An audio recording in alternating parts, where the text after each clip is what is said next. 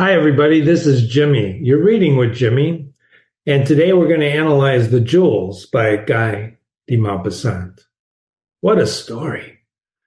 So, what happened? Monsieur Latine, a senior clerk making about $3,500 francs a year, meets a girl at his boss's party, the daughter of a country tax collector, proposes and marries her.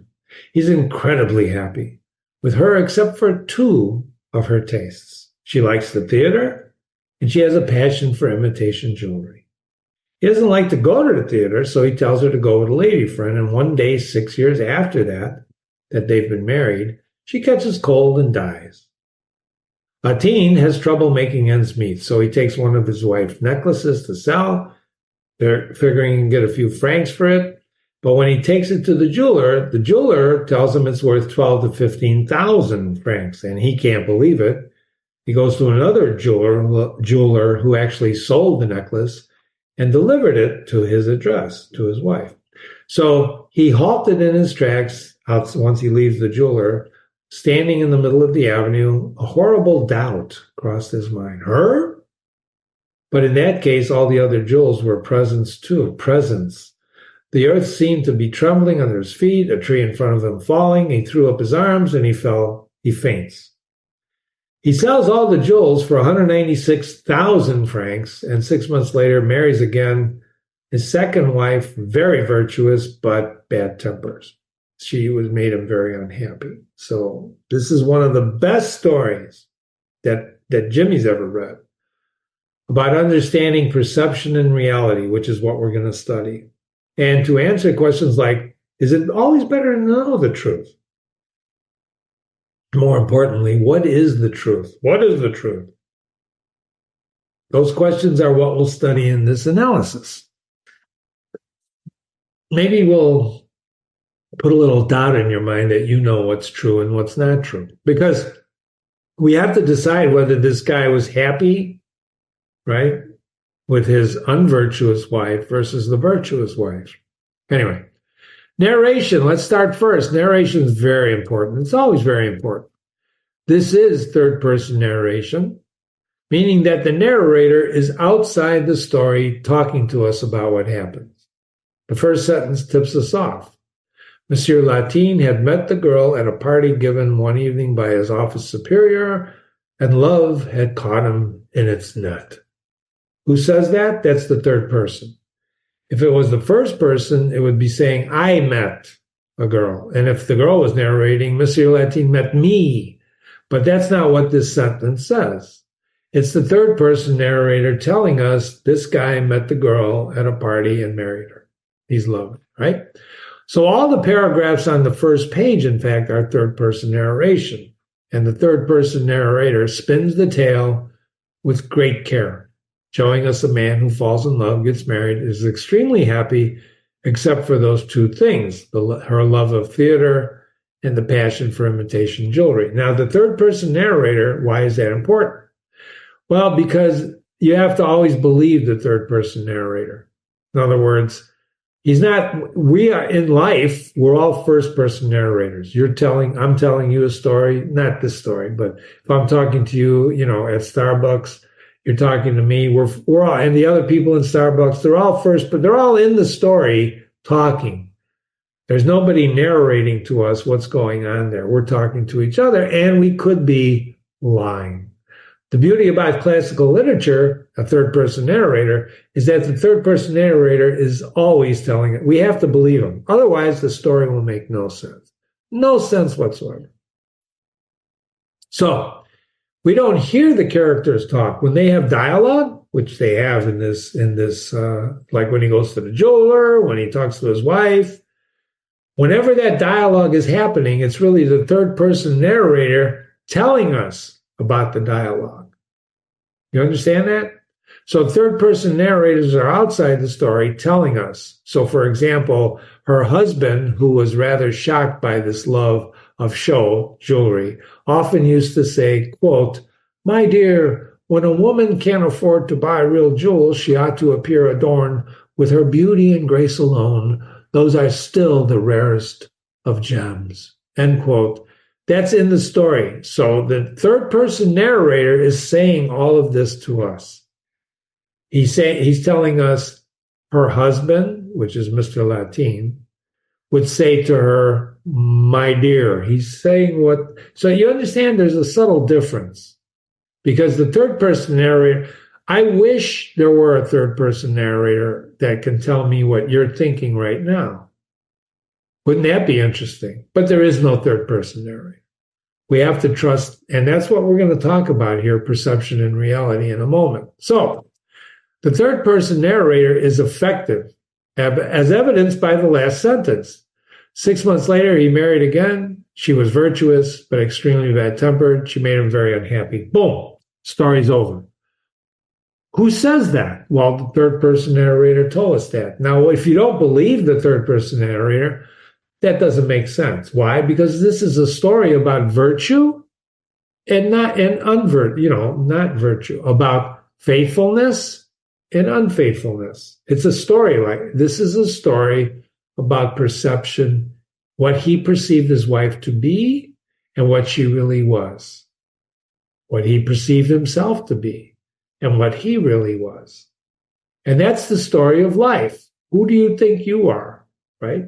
Alice in Wonderland, which we read together, is a beautiful story about a young girl coming of age and trying to figure out who she was, the Cheshire Cat. Who are you?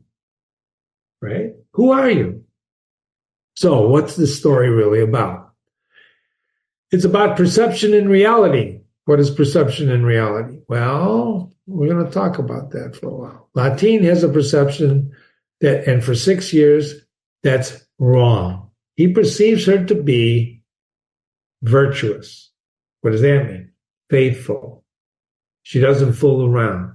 In fact, she seemed the perfect example of a virtuous woman whom every sensible young man dreams of entrusting his life. She has simple beauty, angelic charm, angelic. Look at that word, angelic, like an angel. And the imperceptible smile be a reflection of her heart. This is what the third person narrator tells us. And that's why it's important to read carefully. Not just in life when you're talking, it's important to listen to people. It's important to listen to people. The girl seemed the perfect example. The word seem. The word is seem. That's the most important word because there's a difference between seeming to be something and actually being something. You understand that? You may seem to be a nice person, but maybe you're not. You may seem to be a really bad person, but maybe you're not. And you and I don't have any idea of the truth about each other except through our actions. And in fact, why do we even formulate an opinion except why do we formulate our perceptions? We're going to talk about that. So you have to agree that there is a big difference between seeming and being. And she didn't do anything to make him doubt these perceptions. This paragraph's very important. She made him incredibly happy. You can read this. You read this with me. She handled the books of the house very well, gave the impression of living in luxury, lavished attention on him, coddling him, spoiling him. Stepford wives, right? She was a Stepford wife. Was she? Of course not. You know what a Stepford wife was? Interesting movie. 6 years, right? They were married 6 years. And she only had 2 flaws, according to Mr. Latin. She liked the theater and she liked imitation jewelry. Now, the third person narrator tells us this. And we have to believe him if we're going to follow this story carefully. Having read the story, you can now say to Jimmy, well, Jimmy, is the third person narrator lying to us? Because no, I can tell you right now, why is the third person not lying to us? Anybody? Well, this is the third person narrator statement. He, Mr. Latin, found fault with 2 of her tastes, the theater and her passion for imitation jewelry. The third person narrator is telling us that this guy found fault with Mrs. because she loved the theater and she had this passion, what a passion, oh, I love it, for imitation jewelry. So how many people do you talk to who say, well, this is what's wrong with this guy, right? Why doesn't he do that? Right? You're talking about other people and you're giving the impression. So the third person narrator, not the first person narrator, is telling us this, and it's true. Latine found fault with her for these two things. And he finds fault with her until he discovers, one of his perceptions is wrong, is that the jewels were not, it discovers, causes him to faint. He faints. We just read that. When he finds out that the jewels were real, he faints. Couldn't believe it. Reality slapped him in the head. What did he doubt? Well, with one word, he doubted her. See this word her here? Her. He doubted. A horrible doubt. What doubt? Her? These jewels are real? What?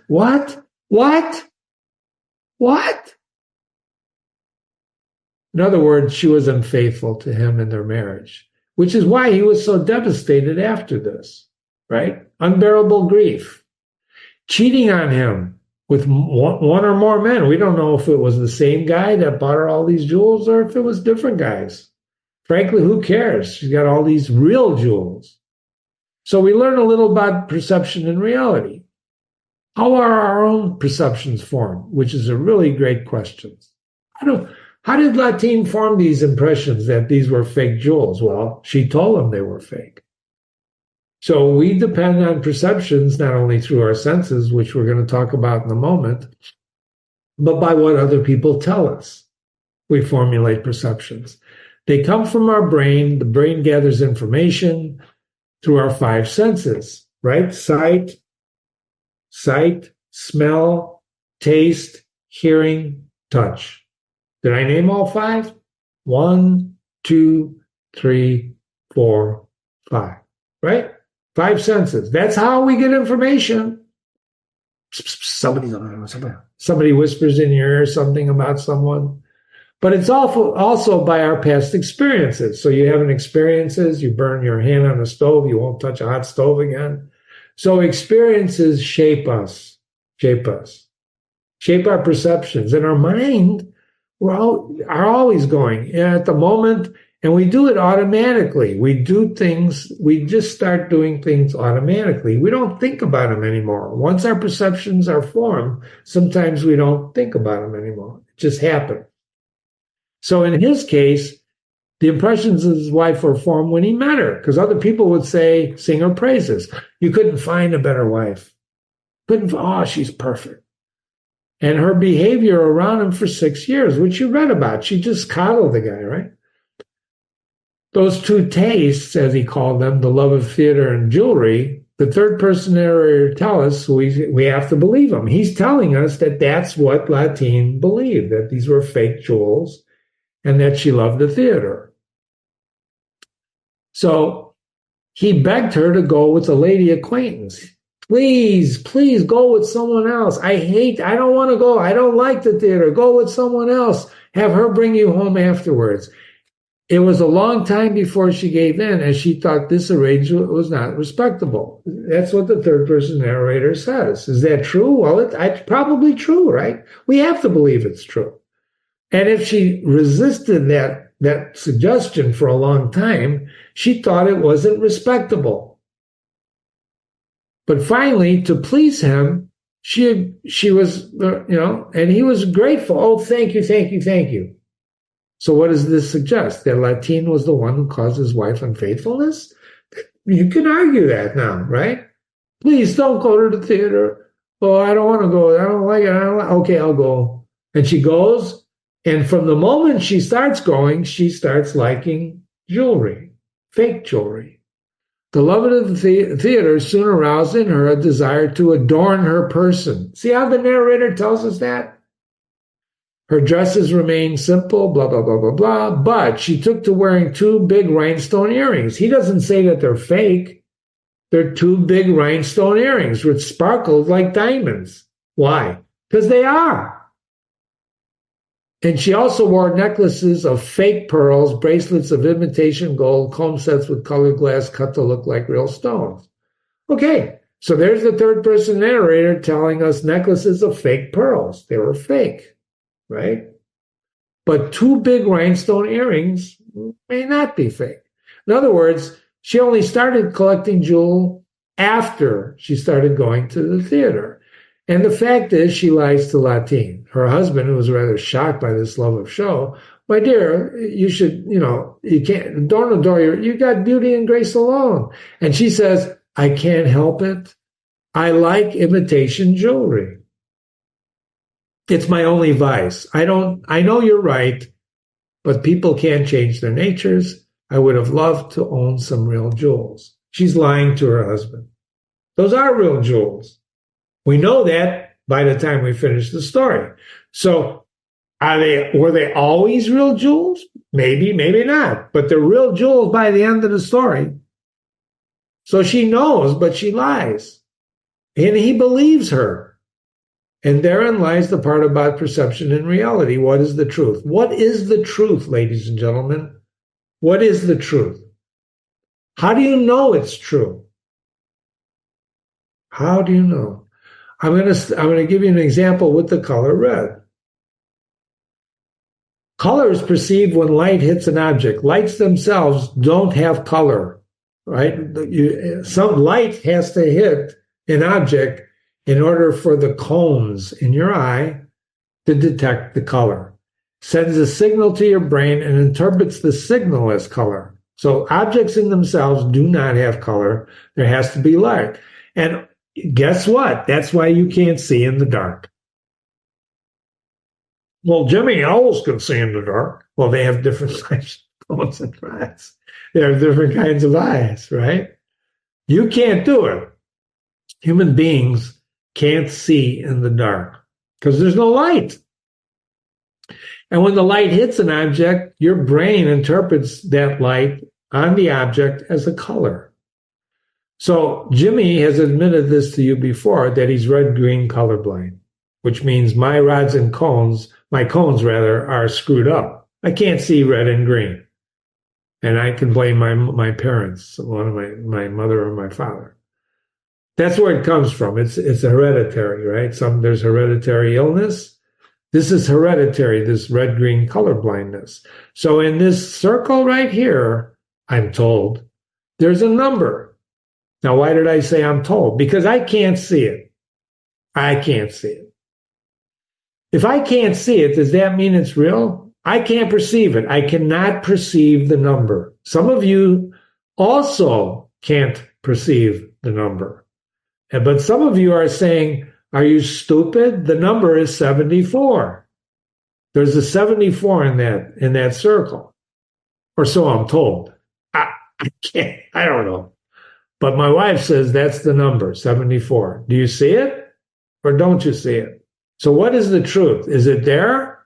Is the number there or is it not there? Well, for you, it's there. People who are, can see red, green. For me, it's not there. So the answer is it's both are true for the person, which means you have to determine if there's an ultimate truth, right? Is there an ultimate truth? Is there something that all of us can agree on, regardless of who we are, where we live, what we believe, what we don't believe? Is there something that's true? Is there something that's true? Well, somebody tell me the truth. The speed of light is true. It doesn't matter where you are, where you live, what planet you're on. The speed of light is a constant. It's true. 186,000 miles a second. Period. That's true. Doesn't matter. That's how fast light travels. Which means if the sun blew up, you won't know it for 16 minutes. Believe it or not, look it up, right? So I can't see the speed of light. I can't even touch light. I can't hear it. I can't taste it. I can't smell it. It's like an x-ray when you go to the dentist. He takes an x-ray of your tooth. He comes back and says, here's your cavity. I have to drill. How do you know? You didn't feel the x-ray and yet he left the room and put a cover over your chest, right? So when the x-ray shoots through your mouth, You didn't feel it. So there are things you cannot perceive, and there are things you can perceive. But there are truth. Is that X-ray that he just showed you your tooth? You have to trust him. You have to believe him. It could be your friend's tooth or the other guy's tooth. And God help them if they mix up the X-ray. So perception is reality, how light interacts with a thing. And so here, aren't they beautifully made? Anyone would swear they were real. Well, they are real. So objects appear white when they reflect light, like when you're looking at this page, and they absorb, they're black when they absorb all the wavelengths. So if you have to understand cones to understand color, and if you're looking at a piece of jewelry, what are you really looking at? You have to believe it's real. I'm not a jeweler, and if you ever took a piece of jewelry to an appraiser, they take out their little glass and they look at it under the glass. Some of them don't even need the glass. They can tell by just looking at it. I don't have that experience. So experience shapes your perceptions as well. It does. It has to. Unless you're just an idiot. It has to shape your perception. So it's not critical to understand red-green color blindness to this story, but it is important to understand perception and reality. Because perceptions work the same way of people as they do with color. You perceive people based on your five senses, your experiences, and that includes what people tell you, what you read about, what you think about. If you're on, social media is a blessing and a curse. I knew one engineer who said it's going to be the death of mankind because there's so much bullshit on it. And I asked them quite frankly, John, I said, well, was there bullshit before social media? He said, yeah, but you couldn't see it, which is a good point, right? So what do you believe to be true? And because people act, this guy was acting on what he believed to be true. He believed his wife was faithful. She wasn't. She wasn't. That's how she got the jewels. Something was going on. Or did they give her the jewels because she was a great opera singer? There's no evidence of that. So they were real. So let's now that we understand perception reality a little bit, let's look at the plot. Can we look at the plot? Aristotle said there's 6 main elements to plot: character, diction, thought, spectacle, and song. Plot and character are important. Plot is the representation of human action. So there's action in this story. He meets a girl, he marries her, they're happy. She goes to the theater, she brings back fake jewelry. He thinks it's not fake jewelry, it's real jewelry. Finds out after she dies it's real jewelry. Totally, flips his, he first, after being depressed, unbearable grief, he just changes. He realizes it, cashes in for 196, marries a virtuous woman, and becomes unhappy. To be a complex plot, not a simple plot, you have to have recognition and reversal. And that's exactly what happens when his wife dies and he realizes the jewels are real. There's a reversal and recognition. This occurs when the protagonist's fortunes change. He was making $3,500 a year. Suddenly he's got $196,000 francs, pardon me. So this realization, after he faints, he was full of despair. This is a sad thing. He couldn't do anything to relieve his grief. He cried at work. He cried all the time. And he couldn't make ends meet. And he goes through, he sells a piece of the jewelry. He tries twice. He thought the first guy was a bozo because he couldn't evaluate real from fake.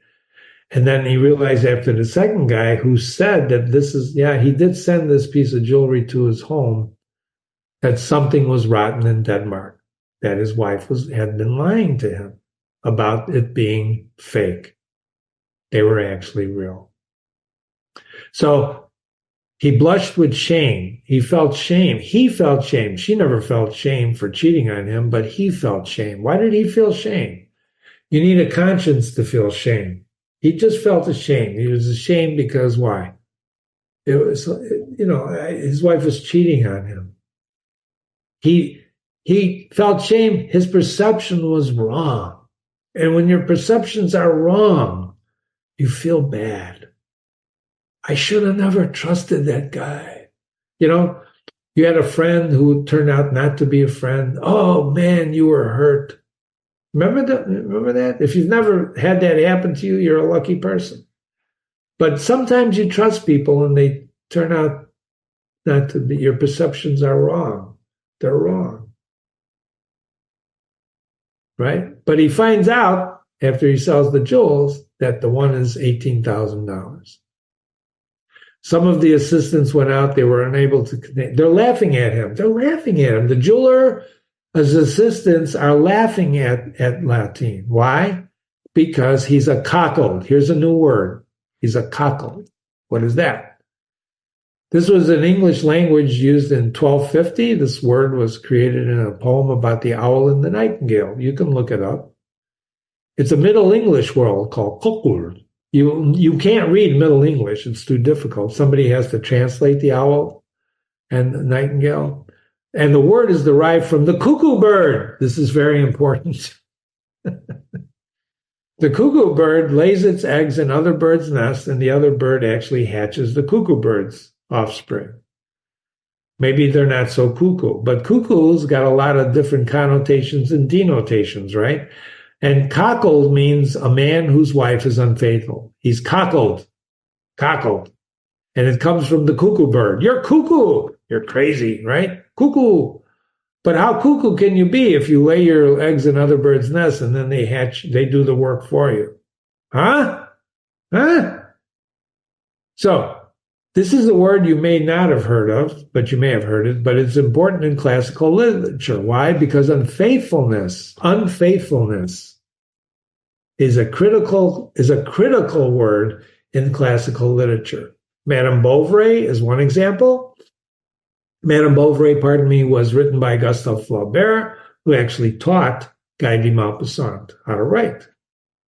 It's one of the many examples. There's also an example of the faithful Penelope. When we read Odysseus, when we read the Odyssey together, Ulysses or Odysseus, he goes off and he's gone for 20 years, but his wife Penelope remains faithful to him, despite the suitors saying, oh, your husband's never coming home. Come on, you got to get married. You're beautiful. We want your money. She stays faithful to him. That's why when you hear the name Penelope, the connotation and denotation is faithfulness, truth. I want to touch on truth. In advertising, they say, there's a saying we have that perception is reality. And I want you to ask yourself, is it? We've already said it pretty much is. Your perception is reality. What you perceive is reality. And we're looking for the truth, the real truth. Is there a number 74 in that circle? I'm going to say there is, even though I can't see it. I believe there is. Why?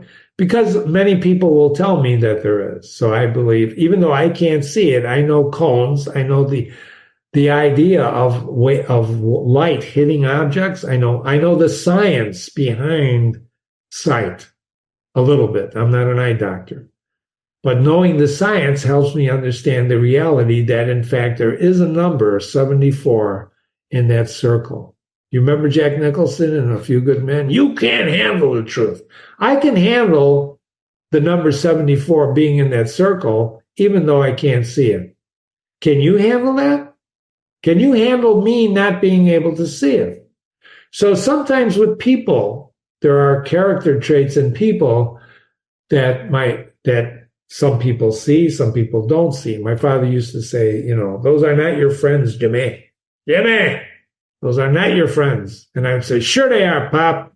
Because I would see things in my friends that my father didn't, and he would see things in my friend that I didn't, like the number 74. Well, who was right?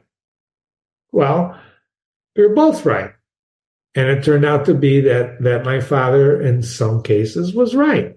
They were not my friends.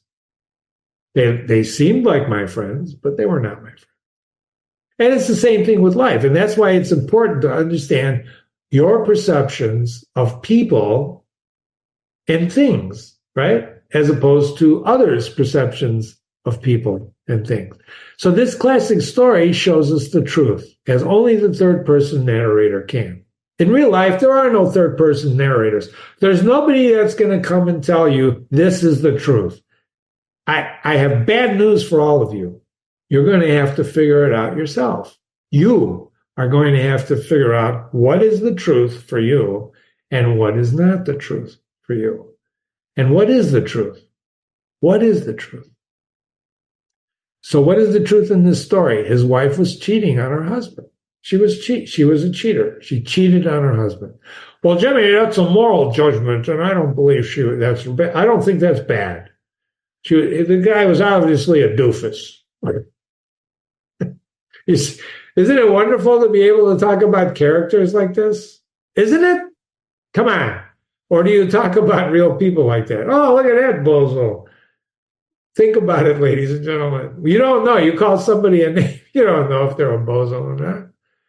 So, and moral judgments are a whole different story. We don't want to get into morality. But in this case, in the story, in the context of the story, cheating on your spouse is wrong. Can you admit that with me? At least for this story. So she cheated. She fooled her husband. The jewels came from someplace, and they came from her fooling around. So getting jewels for favors puts her in the category of she was a prostitute. She gave away sexual favors for money. In this case, jewelry, right? That's what happened. She's a liar. She told her husband that these are fake pieces of jewelry, but they were real, right? I would have loved to own some real jewels. She's lying. These are real. 196,000 francs worth of real jewels. I would have loved to own some real jewels. People can't change their natures. You see that where she said that? People can't change their natures. Well, can they? Can you change yourself? I can change, Jimmy. I can stop doing these things. Well, prove it. Prove it. Prove it. What was the real nature before she got married? Who cares, right? But there was something going on because she seemed the perfect. She wasn't. She seemed to be the perfect one. We talked about seeming and being, right? Money changes people. Sorry. Money changes people. It changed Mr. Once he figured out how much money this is, you remember after he got home, he cried himself all night. And he got next day, he said, boy, he's looking around, taking the coach back, and how rich, if only I was rich. And then he realizes slowly he is rich. Quits his job. And as he's telling people, he keeps increasing the amount of money. Oh, I'm worth 200,000. I've inherited 300,000. He inherited 400,000. And it keeps going up. It's like a fish story. You caught a fish that's, maybe a couple feet, right? 2 feet, 1 foot. No, by the time it's 5 foot, there's a northern pike. He forgot his despair. And the third person narrator makes an interesting statement because he marries a virtuous woman. Remember, we believe the third person narrator always. The virtuous woman who made him unhappy. So now we have a juxtaposition. We have an unvirtuous woman making him happy, and a virtuous woman making him unhappy. You see what I'm saying? So should you be? Was he happier when he didn't know the truth? Should we always know the truth? Should he have figured this out earlier? Should he have, should he ask her and probe more about her background, or that he just fell in love with her and married her? And he was happy for 6 years. For 6 years. He didn't know. He was just happy as a clam. Finally, Aristotle teaches us the plot should be unified, beginning, middle, and an end, which this has. It has a beginning, a middle, and an end. So Mrs. dies, and a few days later, life became a struggle for him. He sells it, etc., etc., etc. So I hope you enjoyed this classic story. Wasn't it great? Perception, reality. But I want to give you a few more thoughts about this story. So we read classical literature. I've told you this from the onset of this website, that we read classical literature to find out how others lead their life and how to lead ours. That's very important. So the stories allow us to experience, as Dostoevsky put it. But before I read this, remember that the stories are there, and life is not like that. Life is difficult. We don't know what people are really thinking because we're all first-person narrators. So a third-person narrator story like this is really an absolute wonderful opportunity to really go into human motivation and see the truth about human motivation. What motivated Latine? Love for her. He loved her very deeply. Look how he reacted when she died. Unbearable grief. I know, I met some people. I just met a guy the other day that after his wife died 2 or 3 years ago, and he just recently got married, he said, quote, "It's better than sitting in a room and crying myself to sleep every night." So he got married again. Well, I can tell you right now, I can't really say for sure, but I'm going to guess that that's not a reason to get married. That's not, and that because you got married. I'm not saying they won't be happy. I don't know the future, and I'm not a third-person narrator. But based on Jimmy's experience in reading classical literature, and I can only compare it to if my wife passed away and died, okay, I would be gone. I'd be done. But this guy, after his wife died 2, 3 years ago, couldn't take it anymore, so he got married.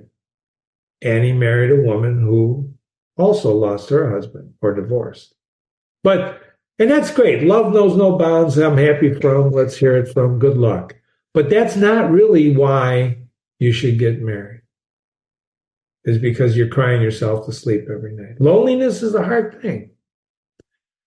Dostoevsky said in their novels and stories, writers most often try to choose and present vividly and artistically social types which are extremely seldom encountered in real life and which are nevertheless more real than real life itself. I don't know if you believe that. They're more real than real life characters in books. I think they are. Why? Well, because you can never know another person like you can know someone in a well-written classical piece of literature. You will never know. You'll never know. No matter, let's say you have an experience by meeting a guy like Latine who gets married, finds out his wife is cheating on him, and then suddenly wins the lottery. Whatever. I don't know. Life is difficult. You don't know. That's why you read classical literature. I just told you I met someone, with unbearable grief. But he solved his unbearable grief by getting married again. This guy solved his unbearable grief by selling his wife's jewels, right? And then getting married again and being very unhappy. I'm just saying, I don't know what love is. Do you know what love is? What is the truth? You may not believe what Dostoevsky said, but if you've read enough classical literature and live long enough, you will see the truth of this statement. You will see the truth. You read Hamlet with Jimmy? Hamlet's flaw, right? He couldn't make a decision, based on what the ghost, his father, told him. So he waited a long time. And when you wait a long time to make a decision, it's usually tragic when you finally make the decision. It's usually tragic. And you could say, well, how do you know what's long? What's long enough? Sometimes if you move too quickly, that's why they say timing is the most important thing in business. It is. Timing. And you and I and anybody, Tom, Dick, and Harry, don't know how long you should think about it. Camus said 2 years isn't too long to think about something. It's not too long. But it depends what you're thinking about. Martin Buber, let me finish this. Part of reality is a judgment call. It's a judgment call. Sometimes you're right, sometimes you're wrong. Martin Buber was an Australian-Israeli philosopher known for his philosophy of dialogue. He wrote a great book called I and Thou. It's beautiful. It's a very good book. It's one of the books you should read. It's a philosophical book. And in there he wrote Man perceives what exists around him, simply things, as beings, and beings as things. It is to some extent a reliable world, having density and duration. Think about this as I'm reading it to you. Should I go again? Man perceives what exists around him as things, beings, people as things, they're things. To some extent, it's a reliable world, right? A rose doesn't get up and walk away, right? A rock is a rock. And it has density and duration. You live, you die, there's density. And it is your object. Your perceptions is your object, and it remains so as long as you wish. What does that mean? Well, as long as it's in as your position. And it remains a total stranger within you and without. In other words, you never really know it. This is very important. Only concerning it, the object, may you make yourself understood with others. So you show somebody something and you can start communicating, right? It is ready, though attached to everyone in a different way, to be an object common to you all. I have a pen in my hand now, and if you were sitting next to me, I could show you the pen, and we could talk about the pen, because it's an object common to us all. There's a lot to unpack in this statement, but I want you to go back and reread it, okay? But this statement here sums up the jewel. For example, Latin perceived what existed around him, things, jewels, and beings, his wife, as things, objects. It is to some extent a reliable world having density and duration, 6 years of marriage. They are both Mr. and Mrs. objects. They are both objects, and they remain so as long as the jewels, Mr. and Mrs. wish. And they remain a total stranger. He didn't really know her, did he? Did she really know him?